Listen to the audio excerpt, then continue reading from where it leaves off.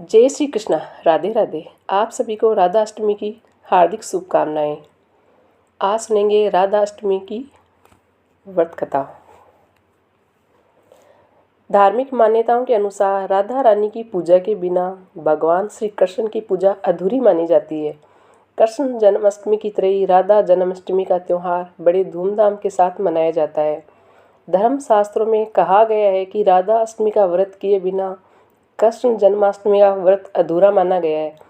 राधा अष्टमी यानी देवी राधा का जन्मदिन इसके जन्म स्थल पर बरसाना सहित पूरे ब्रजभूमि में उत्साहपूर्वक मनाया जाता है। देश के दूसरे भागों में भी श्रद्धालु इस दिन व्रत रखते हैं। देवी राधा देवी माँ लक्ष्मी का ही अंश है, जो भगवान श्री कृष्ण की लीला में सहयोग करने के लिए प्रकट हुई थी। ऐसी धार्मिक मान्यता है कि देवी राधा के जन्मदिन यानी भाद्र शुक्ल अष्टमी के कृष्ण पक्ष की अष्टमी तक जो साधक देवी राधा की पूजा करते हैं और राधा मंत्रों का जाप करते हैं, उन पर देवी लक्ष्मी की खास कृपा हो जाती है। कथा इस प्रकार है। पौराणिक कथाओं के अनुसार राधा माता गोलोक में श्री कृष्ण भगवान के साथ निवास करती थी। एक बार देवी राधा गोलोक से कहीं बाहर गई। जब वापस आई तो देखा कि कृष्ण भगवान गोलोक में नहीं है। उस समय भगवान श्री कृष्ण अपनी एक सखी विरजा के साथ गोलोक में घूम रहे थे।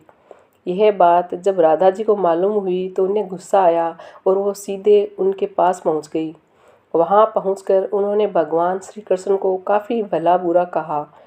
राधा जी का यह व्यवहार भगवान श्री कृष्ण के मित्र श्री दामा को बुरा लगा और उन्हें राधा को पृथ्वी पर जन्म लेने का श्राप दे दिया। राधा रानी को इतने गुस्से में देखकर कृष्ण भगवान की सखी विरजा भी वहाँ से नदी बनकर चली गई। इस श्राप के बाद राधा जी ने बदले में श्री दामा को श्राप देते हुए राक्षस कुल में जन्म लेने का श्राप दे दिया। राधा रानी के द्वारा दिए गए श्राप के कारण ही श्री दामा का जन्म शंखचूड़ दानव के रूप में हुआ था। दानव में जन्म लेने के बाद भी वो भगवान विष्णु का अनन्य भक्त बना।